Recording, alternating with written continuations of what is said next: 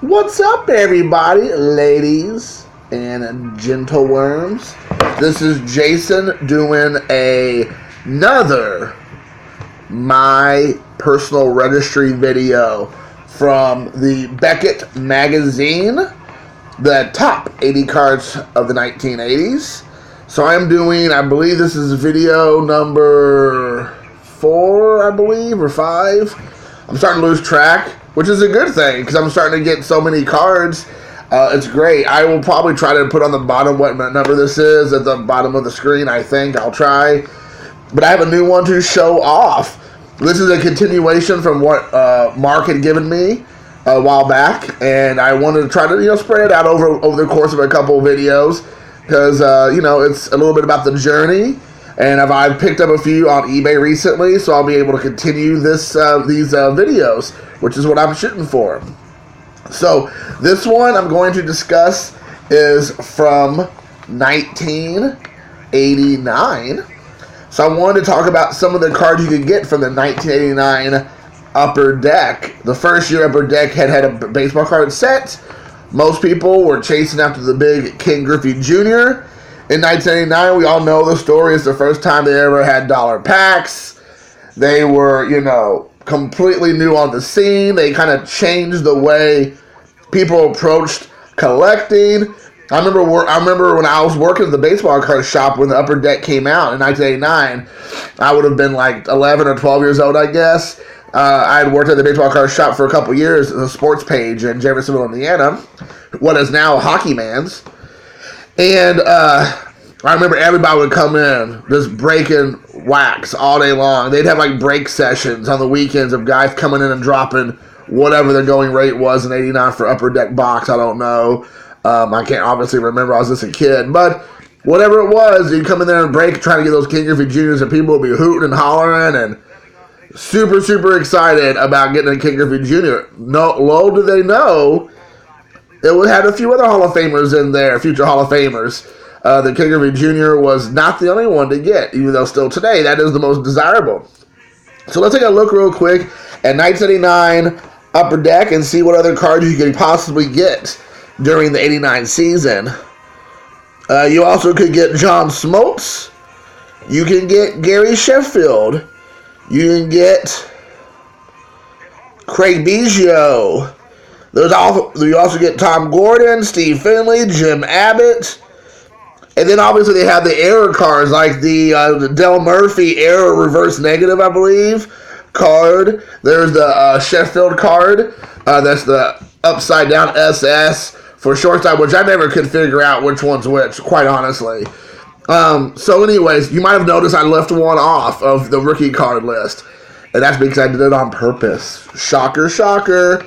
So this card is from 1989. This is card number 25. So this is card number 25. Not on the actual 80 cards from the 1980s by Mike Payne. That's the number on the card. This is card number 53 in the top 80 cards. And now, with no further ado, it is Randy Big Unit Bird Killer Johnson. As I have this really bad glare. There we go. It's a little bit better. There we go. As you can see here, Mark from Kentucky just did me right. Those perfect sharp corners. Really nice centering on this card, I think. It would be a Gem Mint 12 in my book. So right here we got Randy Johnson, 6'10" monster.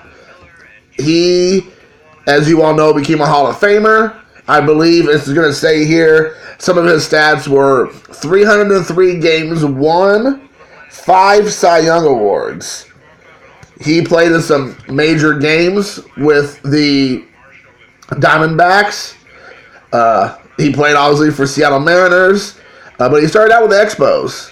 And I think that's a lot of times people don't realize that. And so he definitely played with the Expos, and then he went on to the Mariners, and then Diamondbacks, where he became really famous.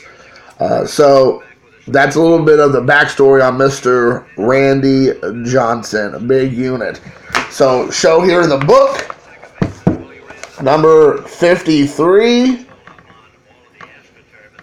You see right there. Yeah, number 53. So let's read what it says here that Mr. Michael Payne said. Number 53 in the set. Number 25 card with Upper Deck. Number 53, the 1989 Upper Deck Randy Johnson. Number 25 rookie card. Another great 89 Upper Deck rookie card. Baseball had two tall guys breaking in at the same time. 6'7", Ben McDonald. Remember Ben McDonald, everybody? And 6'10", Randy Johnson. It was Johnson who fared better over his career, collecting 5 Cy Young awards, including 4 in a row. Whoa. While winning 303 games and landing in Cooperstown. If it weren't for his 1989 rookie card, most people wouldn't even remember the big unit pinched for the Montreal Expos. And I kind of touched on some of those things as well.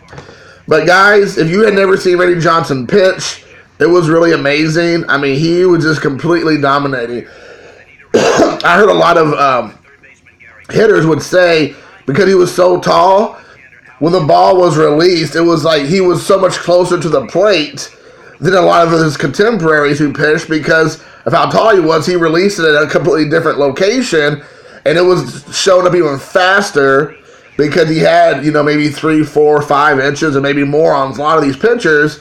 So the ball was coming even faster to them, and it was harder for them to see because he held onto the ball longer because of how long he was. He could throw it a lot faster and harder, using the height to his advantage. And obviously, I don't ever remember seeing him ever get any kind of fisticuffs during his time as a baseball player. Maybe he did. I don't ever remember seeing any videos of that.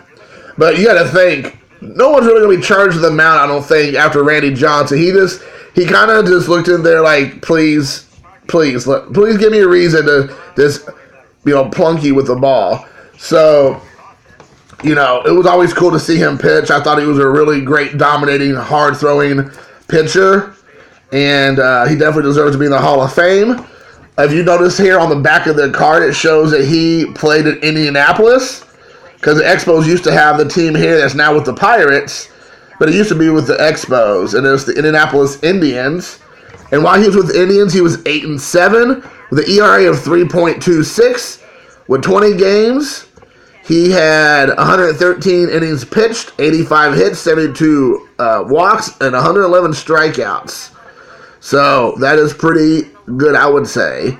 So, and he started in 19 games, so that was it. And then he went on to the Expos. So guys, hopefully you enjoyed the video. I'll try to keep these pretty short. Again, Randy Johnson, number 53 in the card set. Please continue the journey with me. Please comment at the bottom and let me know what you think. Tell me what your thoughts are about Randy Johnson, about the video so far. And if you're doing it as well, let me know how you're doing with your journey for my personal registry. And until next time, guys, peace out.